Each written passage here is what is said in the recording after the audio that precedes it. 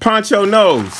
So I go to shows a lot and I talk to a lot of artists, and it's funny to me and the collectors, and we're looking at a piece. So I recently had a situation where an artist was trying to articulate to me how Woodrow Nash's pieces reminded them of a person, another artist.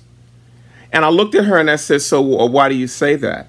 And she says, because this stuff right here, they use in their work.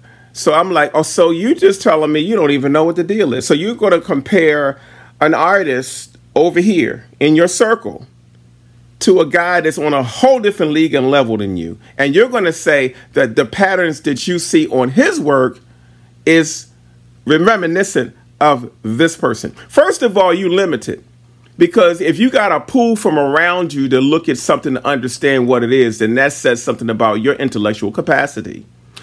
As an artist, and she was an artist, she had to, and we have to realize that each person's merit is each person's merit. If you find yourself saying this looks like so-and-so, then you're telling me you ain't seen nothing, but you're trying to prove to me that you know what's up. I've had collectors look at me and say, that looks like Picasso. And I immediately, without ego, say, well, first you got to understand that Picasso copied African work.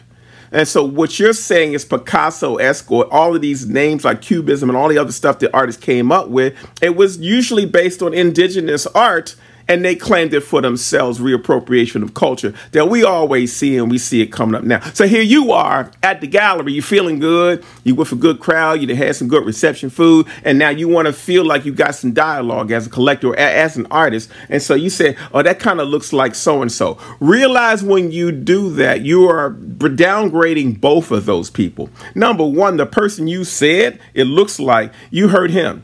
Because he damn sure didn't do it. He may have, that might be his own flair. You might just think it's similar, but you did it the wrong way. You compared one up here with down there. Stop it. If you're doing it here, then you're doing it with other people and don't realize you're doing it. That reminds me of. When you say that reminds me of, you bring a person down because they feel like their work is original, and you won't understand that till somebody look at you and say, that looked like Elizabeth Catlett. Now, one side of you is going to be flattered that it's Elizabeth Catlett, but they might mention an artist that ain't going to flatter you. Poncho knows. Pay attention to what you say, and sometimes just be quiet and say, this is beautiful work. Poncho knows. Peace out.